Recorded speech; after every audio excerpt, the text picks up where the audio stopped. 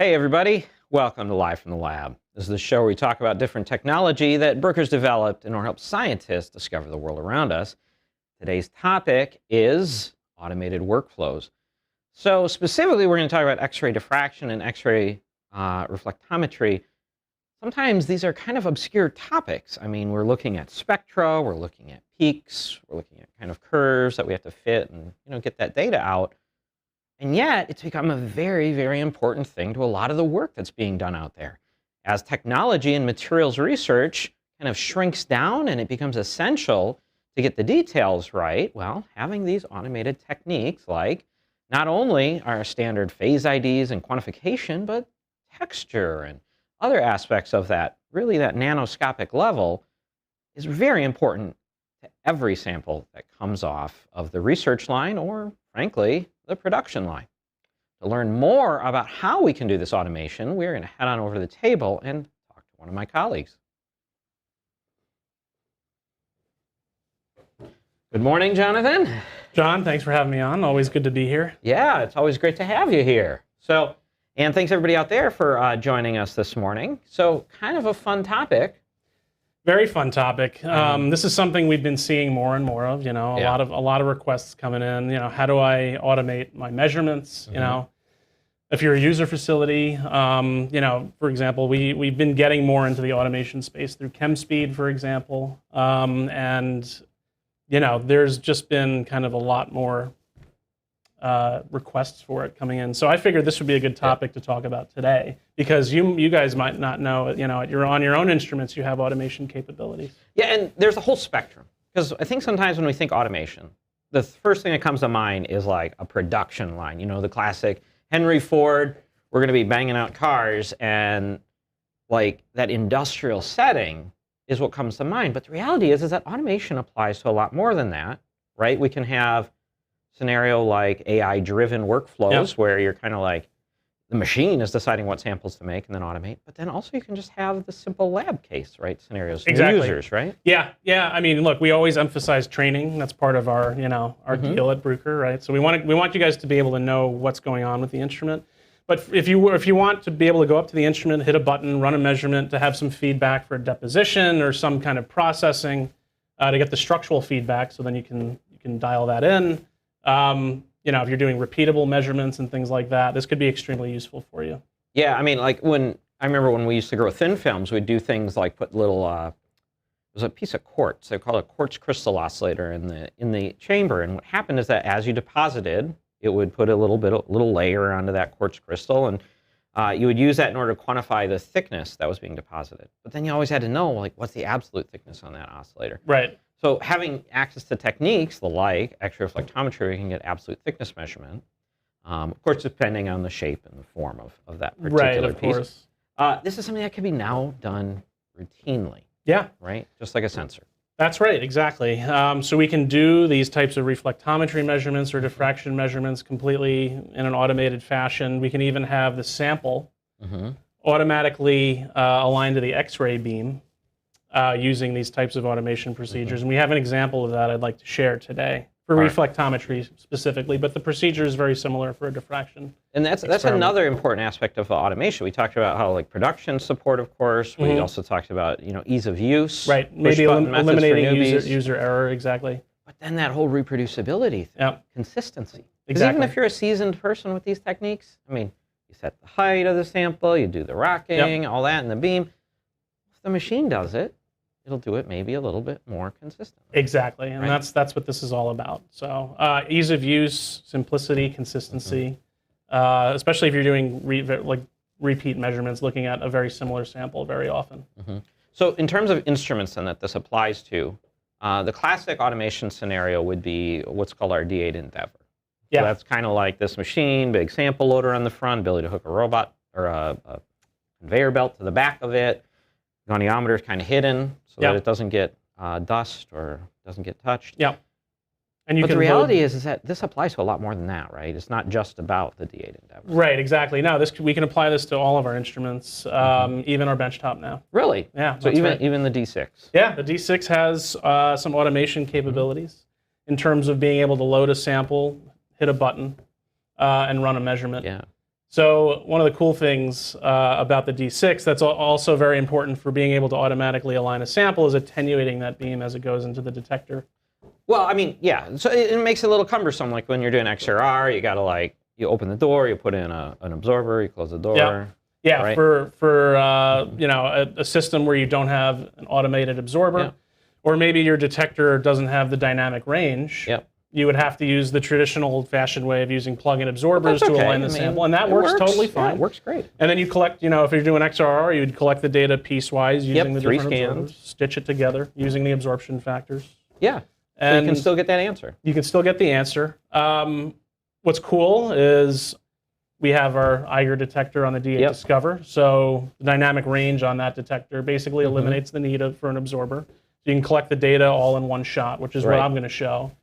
On some of our other instruments where, let's say, you don't have an Eiger detector, that doesn't have the dynamic range, you can use a rotary absorber.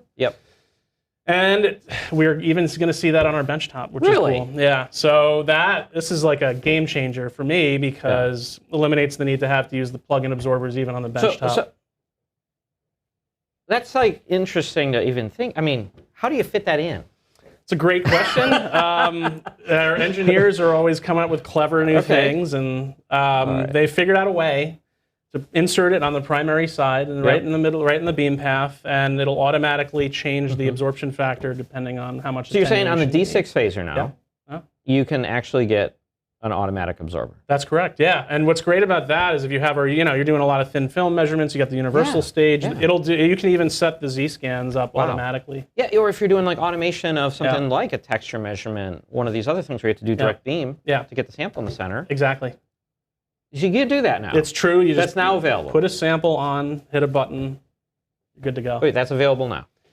It's available. Really? Okay. Well, there you go, everybody. Now, do you know, is this something that people can add to their machine?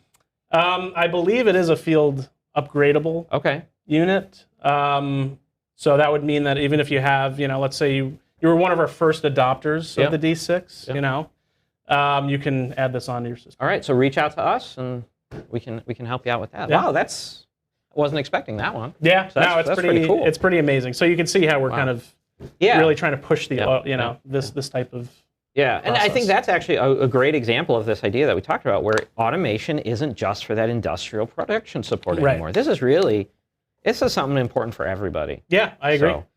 So speaking of that, I guess we have an example. We've got something hooked up. So now, just so everybody else knows, right down the hall here, we've got a D8 set up, right? That's right. We have a D8 Discover. Okay. On the primary side, we have a sealed tube. Okay. We have a Trio, which is our like 3 beam path optic. Yep. It's got the mirror. A lot of automation there. Yeah, a lot of automation, so you could switch things around. And then we also have our cradle in the middle, samples already put on the middle. So the screen that you're seeing here is kind of the measurement software.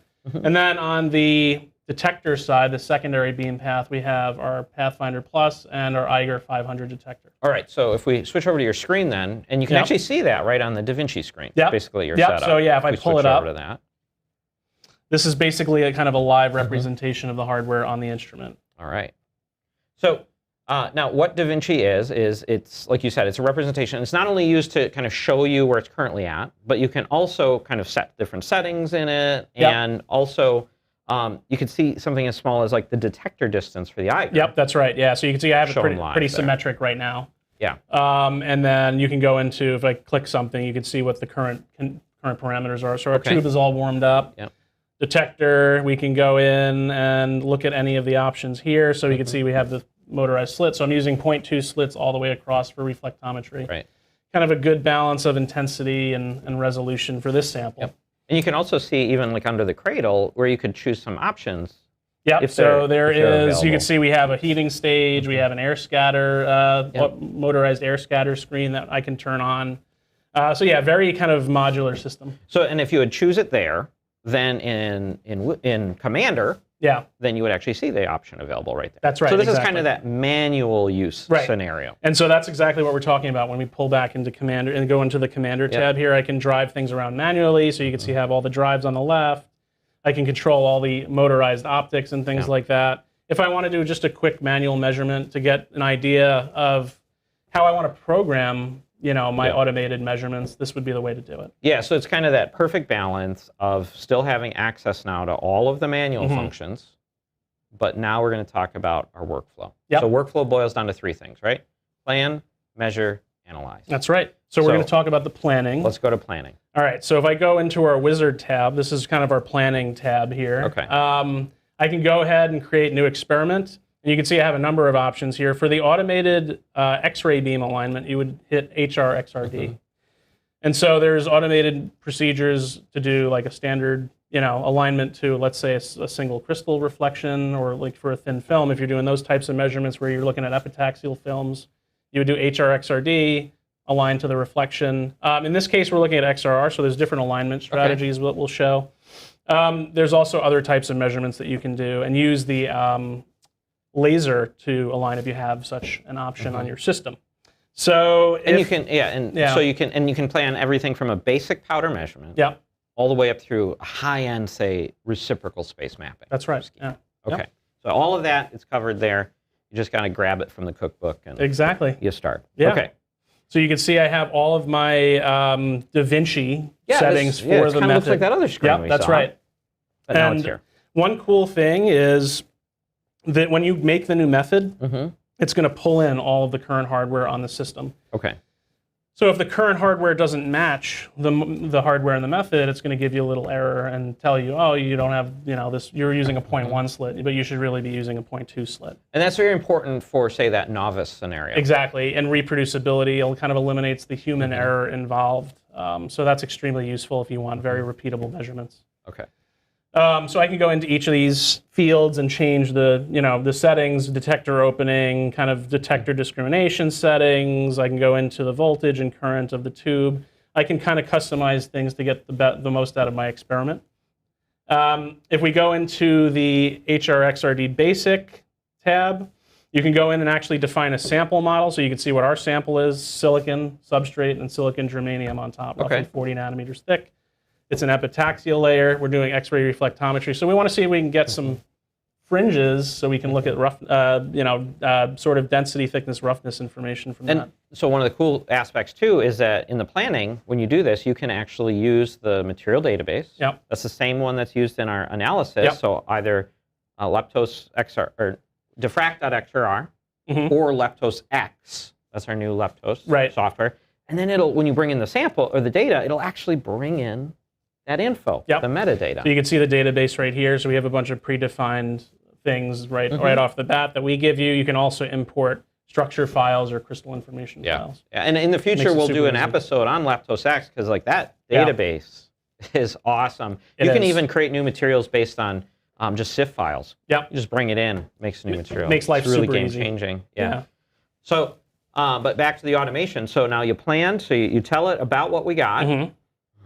And then we go to the next step. So now on the alignment tab, you can see I'm doing absolute, so I'm not aligning to a particular reflection. Yeah. We're just doing absolute angles here, so I choose 0, 0, 0, S for symmetric, because it's a XRR is a symmetric scan. Alignment strategy, you see I have 3 options here. If I was doing like aligning to an epi layer or something like that, I would do XRD. X-ray reflectometry for XRR, and then grazing incidence, that'll actually do is optimize the incident angle to a film peak. Okay. So that's pretty cool. And then on the right-hand side, you see we have a number of flags we can call on to basically turn on auto alignment for each of those drives. All right, so you don't have to go in and edit some text script stuff. You can just kind of turn on. That's true, right. So you could use the default script, and you can use kind of the default. I mean, these are all default parameters, and we're going to run with that and see what we get. But you can very easily customize some of this stuff if you want to extend the capabilities. Yeah, and of course, if you want to, you can go in there. You can edit the code and things like that. But, for 90% of the people, just turning on the different flags and then adjusting the ranges. That's right. That's going to meet your needs. Exactly. So you can see I have 3 flags turned on for my reflectometry experiment. I want Z. Yep.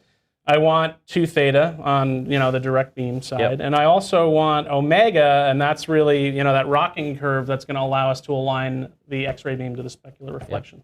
All right. So everything else is off. These are all default settings. The delta here just represents the range at which we start looking for whatever that peak or feature is in our alignment step. And the number of steps is just the data point density. Yeah.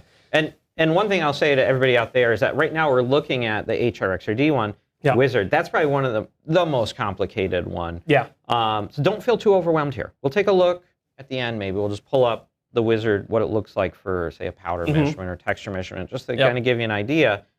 This one, don't feel overwhelmed. Yeah. No, this is definitely for like the non-novice, we'll say. Right? That's right. That's right. Okay. So one thing I do want to note before we move to the next tab is that you can see I put a rough idea of how much I need to move the stage down. Yes. To accommodate my thickness of my sample. So my sample is roughly 800 microns thick. Yeah. So I'm going to say that Z is going to be roughly around negative 0.8 millimeters. Yeah, I mean, alignments are like any optimization you do. If you're using Topaz, if you're using whatever. Yeah. If you start with good starting points, then things are going to converge a lot better. And you're not going to find one of these like weird solutions that might work, but that's not right. Right, exactly. So it's good to kind of give it some ballparks. Yep, 100%. Right. And it'll also make it faster. Yeah. So that's nice. I'm going to go next here. We're going to go next. If you wanted to put in some comments, you can do that. So now we get into each of our methods. So this is where we're going to start to set up our scan. So you can see I could put, if I wanted to change something on the detector for a scan, one scan or another, I can do that and have multiple. Yeah. This is a big question we sometimes get. Why is there two Da Vincis, right? So why are there two Da Vincis? So you have what's called the global Da Vinci, and then you have what's called the local Da Vinci. The local Da Vinci you can change for each measurement if you want to set up multiple methods. Okay. That's really kind of the biggest difference there. And you'll notice that as you use this, you'll find that some of the things you can't change under the method, you can only change it at the top one. Right. The top one is about the system configuration. That bottom one, that's more about, like you said, this method. Exactly. This individual scan. So you can see for this Da Vinci, which is actually the same, in this case, is the same exact thing as our global Da Vinci. We can go into XRD setup. And this is where we define what our scan settings are. And yeah, you can see there's a lot of stuff going on here. So this is a classic, you get like a little reciprocal space representation of your sample, which is nice, and what the reflections are. So if you were doing like not an XRR scan, but you're actually doing, say, like an on-axis scan, off-axis scan, reciprocal space map, then you could use that to actually plan it and see where you're going to. Exactly, yeah. So I can just right-click here, and you can see what the allowed reflections are. Oh, wow. So that's kind of cool. So this is our silicon 004, and you can kind of see relative to, the film, where's my substrate going to be, and how, what my scan range. And in case of XRD, that's why it's important they input that sample model. Exactly. Because then we can get about the right coverage. Yeah. XRR a little bit less important. But yeah. Well, I mean, you can still see though that blue thing, and I know one thing I've used it for before in XRR is to know, am I going to run into some Bragg peaks? Right. Down there. Exactly. I mean, as these films get more and more exotic, you never know. You might find one at a lower angle. Right. So, okay, so we got kind of on their right, that's our view of reciprocal space. It's a cut, and that cut, by the way, that's linked to the sample model that we put in. That's correct, yeah. So the orientation and all of that is what we're seeing. So you're going to have that nominal peak shooting straight up. What's that direction? And then you've got the azimuth. That's what's setting the bottom axis here. Exactly. For everybody out there. All right, and then on the left, we got some scan settings. We got some scan settings. So XRR is just a simple 2 theta omega scan. You can see we have a bunch of other ones in there if you wanted to do something different. Time per step is just how long we're counting at each data point. And then we want continuous scan. You can also do step if you want. Continuous will be faster. And then just what my scan range is. So I'm starting at 0.2 degrees because our critical edge is probably like under 1 degree or so. And then relative stop means I'm going up to 8 degrees. Since we set 0, 0, 0 in the alignment, it's going to use absolute angles here. So that means 0.2 degrees 2 theta, 8 degrees 2 theta. And then so for everybody out there, if we just step back a second, so this is called XRR, X-ray reflectometry. That's right, yeah. This is a technique where we bounce the beam off the surface, and then it's going to kind of, the X-rays actually kind of reflect off the different interfaces. That's right. We get an interference pattern from that. So it's not diffraction. It's scattering. It's a scattering technique. That's, there's the right words. And from that, you're going to get these fringes. And the fringes, they tell you about the thickness. The place that it kind of starts dropping off the signal, that tells you about the density. And then the overall kind of shape of it, how quickly the signal dies, and things like that. That can tell you about roughness. Right. So it's all about the interfaces and the materials, the thicknesses. And so you do this at very low angle because it's that reflection. It's that bouncing it right off the surface type method. And that's why you can see way down there that scan, the little blue. It's so, yeah, I can actually pull it over. Maybe you can move it over a little bit. If our heads are blocking it. And then I'll just pull this in so you can see the reciprocal space map.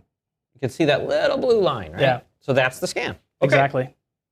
So now I'm going to maximize that again.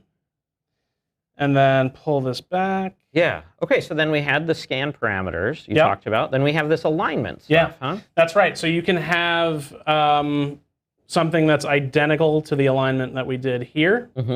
Or you could have method-specific alignments. So let's say you want the alignment to be redone at every step for every. If you have multiple scans that you want to run, you can have the alignment change or be the same and just have it realigned. Yeah. Recheck the height or something because the sample's maybe not flat. Exactly. In this case, we're going to be just doing identical to the sample alignment. Okay. And that's pretty much all there is to it. You can see there's other fields here. If you wanted to add a sequence. You can look at the kind of a bigger version of reciprocal space or add XY positions if you have an XY stage, things like that. Okay. If you want to do multiple spots. So a sequence example might be like a temperature thing. Exactly, yeah. If you want to sequence over like a drive or something like that, you know, let's say you want to sequence, you know, you're doing coupled scans and you have some preferred orientation, you want to sequence sample tilt, you would do that on the side drive or Chi. But in this case, we're keeping it simple. Okay. But you have the capability to kind of do whatever you want. So you can save it there. Yeah. And then you're good to go. Yep. So you're good to go. I have this saved already. So if we want to load it now, we can go to Start Jobs. We'll pull it in. Yeah, that was the plan. That was the plan. Yep. And like I said, for everybody out there, we'll once we start the measurement, we'll go back. We'll look at some of those other plans. Yes. Okay. So now what do we do? The measure. So just kind of the basic setup here is we can load in the experiment. If we click these little 3 buttons here, you can see I have a little folder for today. Okay. And I'm just going to load the measurement that I just made. So this is the BSML, is the file extension for our methods, which is our wizard files, basically. Bruker strategy markup language. Exactly. There you go. So we're going to go ahead and open that up. One thing that's pretty cool that it does is, again, it does that hardware check, just to make sure that the hardware in my method matches the hardware that's currently on the instrument, if you have the optical recognition. Okay. The and chip recognition. If it's wrong, it'll just give an X, and then you're like, I don't know what's wrong. You scroll, it'll actually tell you, you know, what's wrong and how you can fix it. It'll say, hey, wrong slit. Yes. Okay. Yeah, so it doesn't leave you in the dark. All right. So, and for simplicity's sake, I'm just going to, you can create, you know, you can type in whatever file name you want. I am just going to right-click that field and then create result file name based on the experiment name. So it'll automatically just kind of copy it over and change it to BRML. Exactly. All right. And then since I have those alignment flags turned on, I want to load in our measure align script, which is supplied in our scripts folder under the Bruker AXS in the main software directory. So just a standard measure align script. I didn't do any modifications to it. And we can go ahead and start the job. So if you were just going to do like a standard scan without alignment, so when we look at the powder one in a second with the wizard, you won't have to worry about measure align because you're not aligning. That's right. Yep. Exactly. So then you can just leave that one blank. Now, one other field that was there was sample ID. Yep. So that's something you can just type in, and then it'll just put that in the metadata. Exactly. All right. So what's happening here is now, since we turned 2 theta on, it's basically aligning the detector to the direct beam. Okay. So you can see it's perfectly at 0. So it doesn't need to apply any offsets there, but it would if it needed to. And now it's doing our Z scan. So it's driving the stage all the way down or to the range that I specified, which is 1 millimeter or so. And now it's, see, right around 0.8 is what I specified in my method. So it's able to capture this in one shot, be a little bit faster for us. Yep. So it looked for Z, basically looking at the half height, the bisecting of the beam. And now we're doing a rocking curve to find out where the X-ray beam is parallel to the surface of the sample. Okay. Because if our sample was tilted, the height might not be accurate. Right. And this also helps align that axis too. Okay. So it's helpful. So it does a Z. Yeah. So you can see Z. You can see the peak that is showing a little bit offset from 0. So our sample might be a little tilted.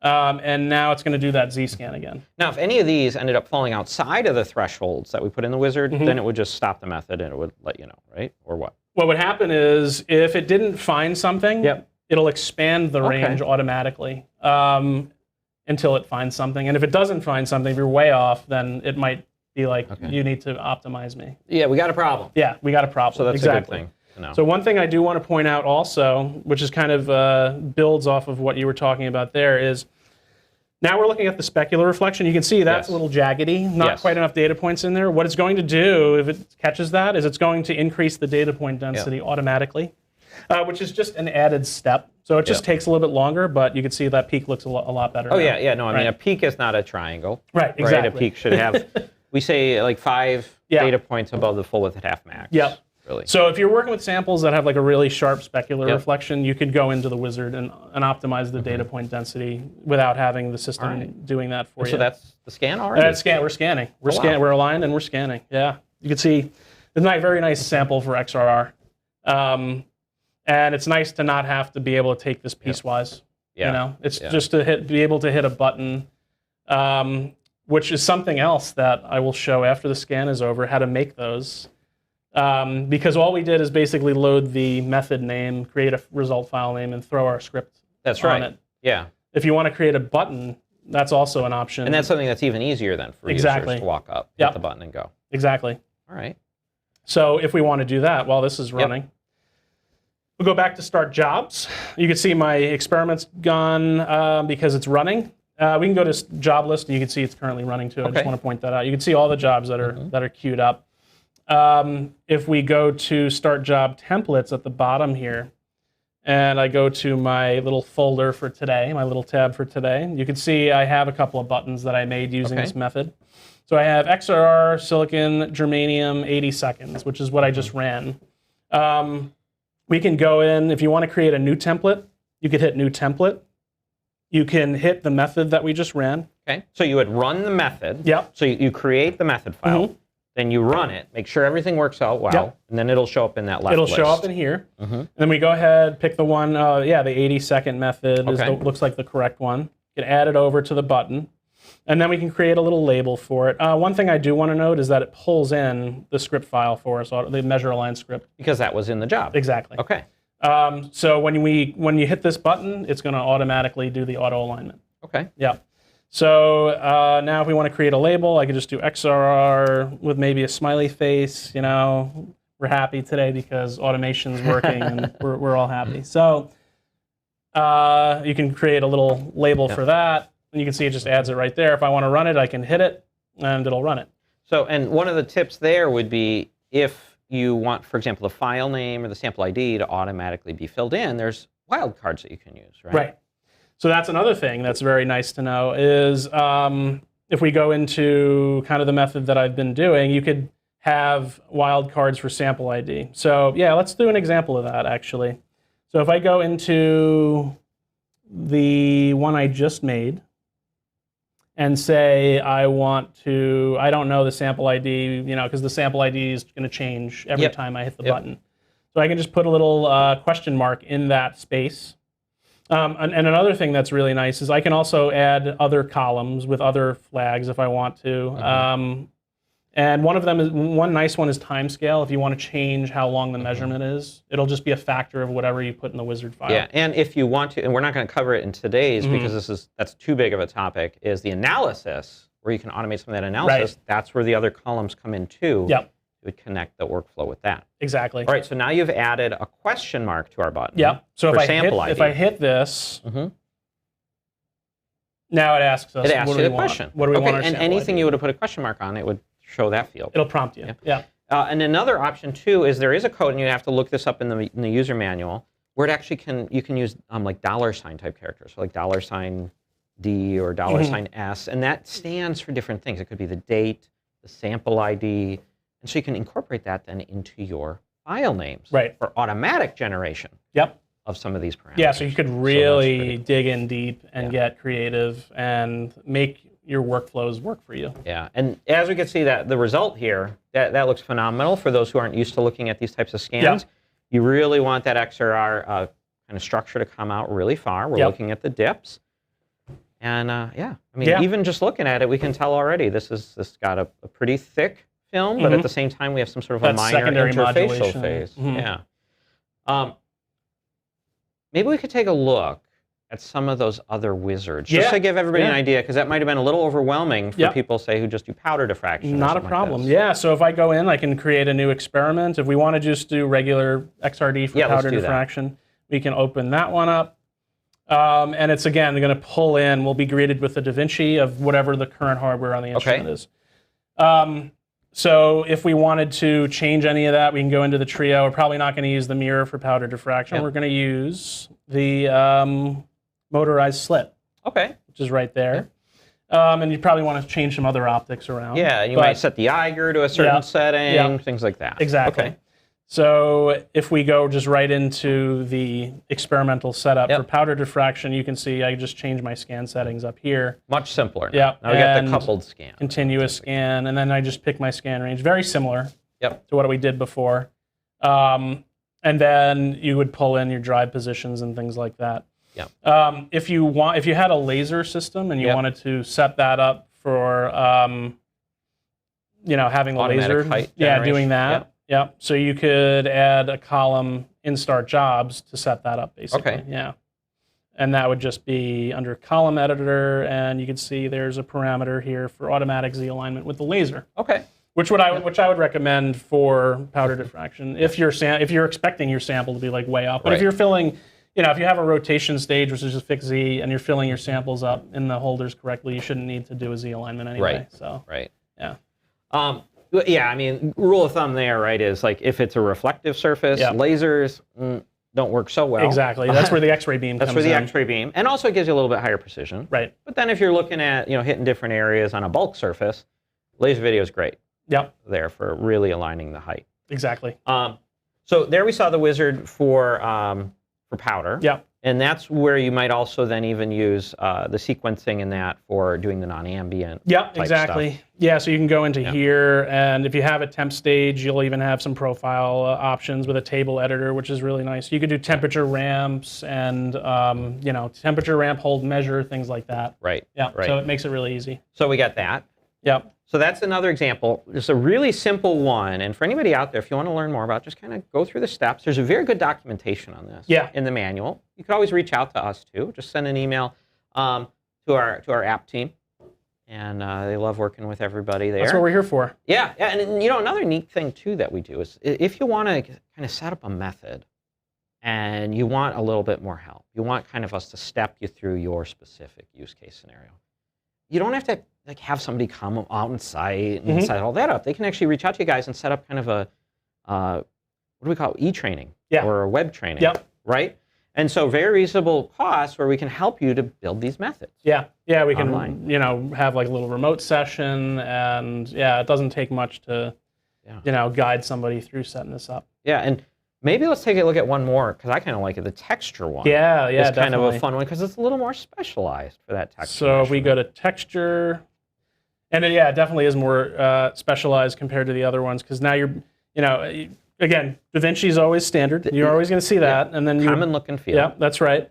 If we go to texture basic now, which is where we set up our measurement, you can see you're greeted with sort of a stereographic projection. Yeah. Right? Yeah. And so this is kind of where you would build your coverage for the texture measurement, as we've shown in, I think, some of our other texture videos, right? Yep. What's nice is, let's say we're looking at, I don't know, steel, 2 thetas at 45. What's nice with the Eiger is you can get sort of a representation of what's the coverage? What's the coverage of my detector if I'm doing a 2D frame, for example, right? And I want to do a series of 2D frames. Then I can kind of optimize my coverage accordingly. You can see my detector is pretty pushed out right now. If I move it in, you'll see these... More coverage. Yeah, a lot more And also if coverage. you turn it between gamma mode, 2 theta mode, then that'll all update. Exactly, here. Yeah. So we've done the math for you. Yep. Yeah. Okay. Makes it really I easy. also like the thinned mode button. Yeah, the thin mode button's nice. So if we go to the standard mode, you can see probably oversampling in the middle, right? In the middle of that, that normal direction. Yep. And there we might want to put like more steps or a better step we could definitely do inside. that. So if we do 15 to like 60, that's a little too much. And we do like 4 steps or 3 steps. Yeah. Let's try that. Let's do like 5. Let's see what that looks like. Yeah, there you go. Yeah, so you can see what that thin mode does is it kind of balances, are we going to do the same step at every angle, or are we going to kind of move the step so that at the middle we don't have too high of a density? Right. You're basically taking more steps in kind of the edge of that pulse sphere. Yeah, so all of this intelligence is distilled down into the method. And it helps walk you through that very complex measurement. Yeah, exactly. And that's what I really like about this whole thing, though, the plan, measure, analyze, is that I don't ever feel, even after doing this stuff for a while, you kind of become an expert at it, you feel like you're being guided in the right way. Yeah. Right? And you don't regret it. It's not the Clippy effect. Right, exactly. Right? Yeah. You're like, yeah, oh boy, no, I need help. And right. Yeah, no, I mean, here it's really guiding you, and you can get as much guidance as you want, or at least. Yep. Now, of course, if there's something that you're doing, a new measurement, and it's way out there, it's a new different thing, you can always go into Commander. Right. Commander is the way to go if you're just trying to figure out where you want to get. Yeah. Right, and then you can pull that into, once you find something that works, then you do the planning for your automation. All right. So now, if you had a system with a sample changer, how would that change what we're seeing?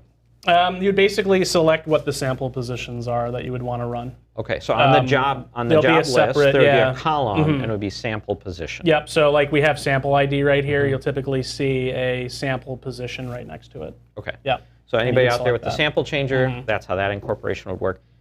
Again, this is going to suit most people, 80, 90%. Yeah. You do have a wonderful special solutions group if you're going to get a lot more automated, a lot crazy. I know you've seen some pretty advanced setups there. There's been some times where there's like full automation of, not only the measurement, robots pulling the sample onto the sample stage, running one of these methods through AXS-COM.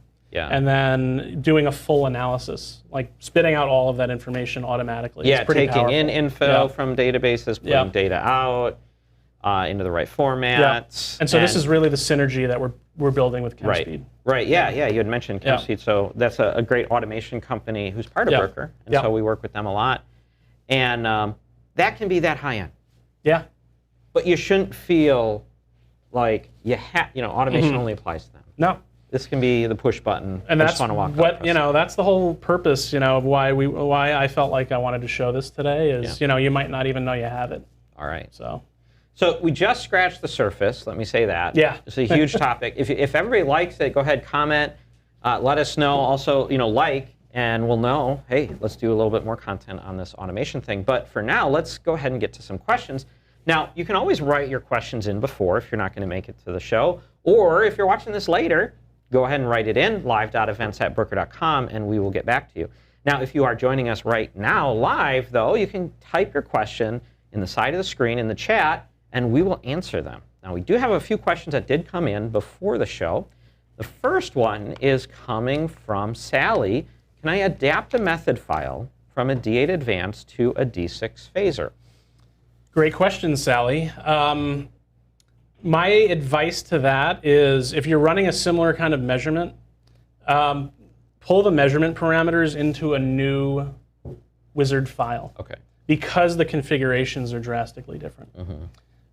You might run into an issue if you just pull the BSML over from a D8 Advanced and try to run it on a D6. Okay. Yeah. So if you had the case where you had two D6 phasers, though, say I'm a pharmaceutical person, right? And I got one at my main manufacturing location, and then I've said I want all of my suppliers to do scans before they ship me product. So they now have a D6 phaser. So both D6 phasers, can I adapt or send that method? What would I do? If I have the method file from my headquarters and I want to send it over, what do we do? There's a button I want to show you. If we go over the computer screen for a second, and I go to Wizard, I'm just going to go to the method that we made for XRR, for example. And I can go up to the Wizard tab, and there's a little button called Adapt to Current Hardware. Okay. So that should update the method with the current configuration of the instrument. And again, if it's not drastically different, I don't foresee any issues doing that. So if it's a very specialized method, that button will probably be grayed out. If it requires very specific hardware that's not available on both machines, that'll be grayed out. But otherwise, it's going to adapt the method to the other machine. So things like fine bits about alignments and stuff, it'll get that set up. Exactly.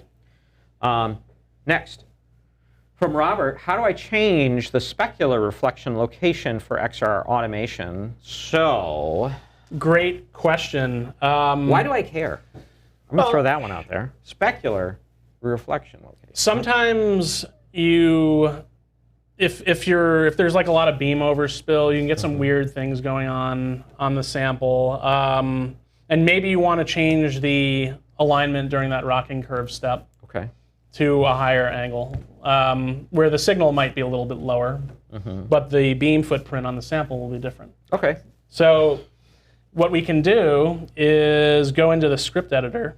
If we go over the computer screen, so if I go to Commander, and you guys, everybody has full access to this. If you want to go in and modify the measure align script, you are welcome to do that. Maybe make a backup. Yeah, and I do recommend making a backup in case you screw something up. You can always revert before you back. start editing it. Maybe copy, paste, backup. All right. Exactly. So we go to Script Designer here under the Commander drop-down list, and you can see we're greeted with a Script Designer, and I can go in and pull. You can see I have my measure align backup right here. That's there important. You go. Yep, there we go. That's right. Okay. But this is basically in C program data, Bruker AXS, and scripts directory. So this should all be in there. You want measure align. You pull that up after making your backup. And you can see there's a lot of different user functions you can go in. If we go to align, you can see this is for the XRR alignment here. And that 0.4, you can just go in and change, I believe right in here somewhere. It's hiding. And our program is you can see rocking scan 2 theta at 0.4. You would just change that value and save the script, and you should be good to go. So and as you can see, this is like one of those things that's object-based. So you can kind of read it. Again, though, if you feel overwhelmed, don't worry about it. We're here. Don't go into that stuff. You could reach out to us. We can figure out the right level of help that you're going to need with this stuff, because it can get pretty deep. If you feel comfortable doing it, that's fine too. But if you have a question, reach out to us. No problem. That's right. The 0.4 works pretty well though for most samples I've found. So. All right. So and you can adapt some other bits of that script too. Just be thoughtful. There's a lot of things. Be careful when you start hitting buttons. Watch it the first time. Make sure it's doing the right things. Okay. Timothy, do you have any tips for speeding up an alignment for a thin film rocking curve? Great question. So there is the process of going into the script editor and changing, sort of default step sizes and count times and things like that. Or you can kind of go into Commander. Oops, I'm just going to delete that. And then we'll go back into Wizard, where we kind of set up our alignment flags. And you can see there are parameters here for omega that you can change. So if you want to sort of do a more fine alignment, you can change the delta or the number of steps, the data density, basically. And the other thing too is if you're looking at like a single crystal reflection, it'll pull in the 2 theta and omega automatically if you have the right sample model and you tell it I want to go to 0.04. So it'll automatically go to that. That reflection. So kind of make sure you have good values there. Also, you don't have to turn on every single alignment. You don't have to be aligning X and Y and everything for beam height. Exactly, all the time. So for on-axis scan, you would do like psi. For off-axis, you would do phi. And you should be good to go with those. Blake, can you use the laser video to align the sample height? We touched on that a little bit, actually. So you would it's as simple as going into adding that field in the Start Jobs tab. If we go to Column Editor, you can add the column. If you have the laser video, you can see there's an automatic Z alignment, and you would just check it off when you load the method. And it should carry over if you make a button with it, too. And it works with both dual lasers. And, the laser video. And there are settings to make sure that it works right. So the first time you do these things, you need to... you want to test everything. Test it and make sure it's working right, and you can change some values in that to make it better. So there you go. Then, last question of what came in, and then we'll get to the ones here in our chat from Caroline, and that is, can you automate analysis? So we talked about plan, measure here. We didn't get to analyze. So again, some of those other customers of ours that are doing like the ChemSpeed type automations have that done, which is like, going way deep into it. There's also ways to do that. Have the program the measurement software output to an analysis workflow that you can set up on your own too. And I think what we'll do is in a future episode of Live from the Lab, we'll go specifically into that, because there's different levels of analysis. There's stuff that definitely, individuals, you can set this up. And then there's a level of like pretty hardcore automation, Right. which you'd more delegate to, say, working with our team. Exactly, or to make special sure it's engineering. working it right. Yep. Yeah, especially with a big database program at a site. We'd want to think about that. Yeah, for sure. All right, let's get to these questions that came in from Andre here. Talk about epitaxial analysis, rocking curves, and PDF analysis. So we got a few things here. We got epi analysis, which could include rocking curves. How is that? And then we'll talk about PDF. So let's talk about this epi and rocking curves. Yeah. Yeah, so again, you could either set a rocking curve up to run and align to the reflection. You would just set, for example, what reflection you want to look at. So let's say here's 004. Yep, This is 004. So I could throw in 004. You can see it automatically pulls in the theoretical peak positions for silicon, 004. And then I would just change this over to XRD, change the alignment flags, probably turn on psi. And the difference between psi required and psi required fine is it's going to do a series of rocking curves if you do fine versus just a psi scan if you do required. So, sometimes the position can move when you do just a psi scan. And so that's why I kind of like the required fine. So yeah, and for everybody out there, epi stuff, what does that mean, epitaxial film? Basically, extremely high levels of orientation, very highly crystalline. So like a single crystal, I would say. Yeah, so I mean, the original nomenclature would mean that the film has the same structure. It inherits the structure of the substrate. So you're growing on silicon, it should have the same structure. Generally, these days, we say something that's pretty darn close. It's a single crystal film with an orientation that it kind of gains from the substrate. Exactly. And what that means is that you really want to align the substrate. So that substrate could be pointing, it's hard to see where my thumb is pointing. It could be pointing that way, it could be pointing this way or that way. But it can be pointing anyway, and you really got to get that thing fine aligned. Oh, yeah. Before you start peeking off for other peaks. Yep. If you just put a sample on and run it, you're not going to see it. You might not see anything. You might not see anything, or what's even worse, sometimes you might just glance past peaks, and that'll give you the wrong information. Exactly. So that's why we got to do that really nice alignment. Yep. And what's kind of cool too about the wizard, and I love this for XRD, if we look back at the screen, there's some buttons there in the bottom left.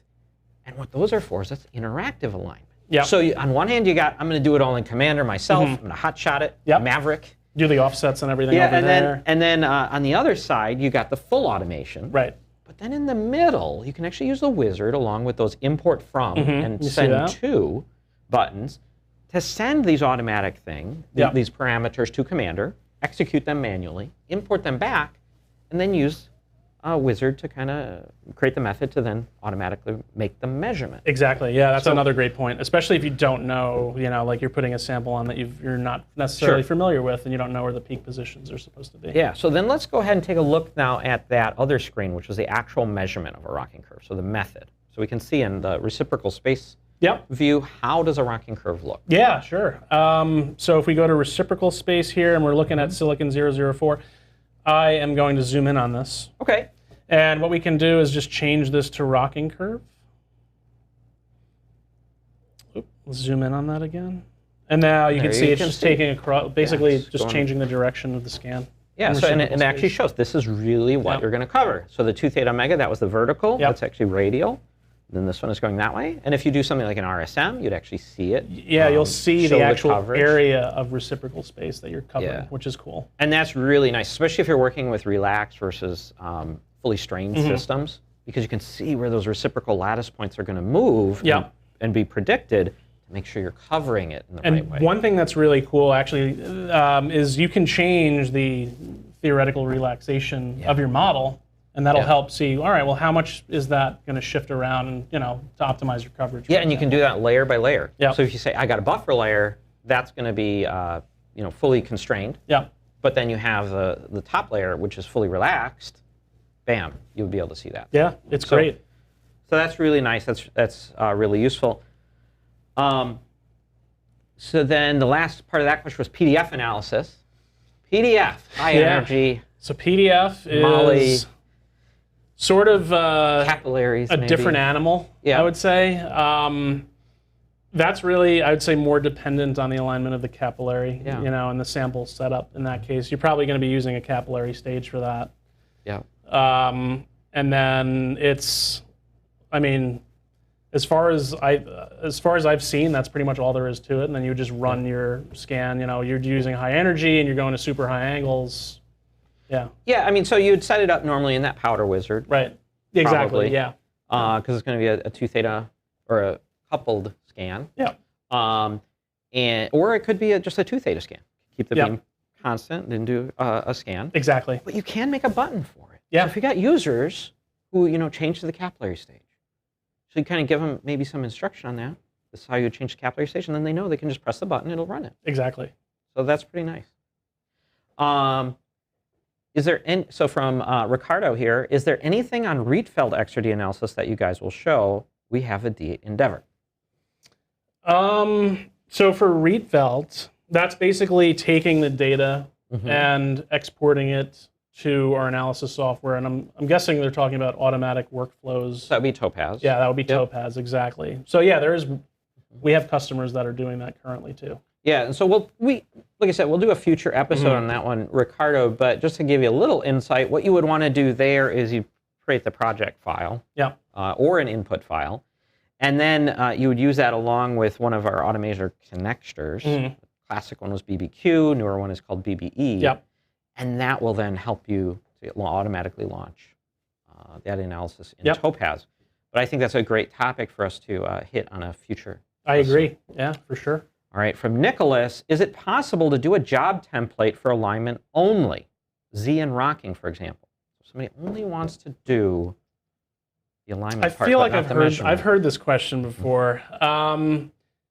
I think you have to insert some sort of dummy measurement into a method in order for it to run through the alignment steps. I haven't actually tried eliminating this method one step here and just having the sample align itself. I don't know. Yeah, so the answer that I have is I'm not sure right now. Stump the expert. Yeah, that's right. All right. Yeah, I know when I used to play with the script editor, another thing I would play with sometimes was just making a really easy script that was like do a Z alignment. Right. You could definitely go into that. In terms of, it depends how deep you want to go, exactly. Yes. Yeah, it depends how deep you want to go on it. So, unfortunately, not a super clear answer. Right. All right, so that is all of the questions we got to. So thank you for joining us. Thanks for having me on. Yeah, it's always a pleasure. And thanks everybody out there for joining us today to talk about automation. Hopefully you learned a few little things, make your life a little bit easier.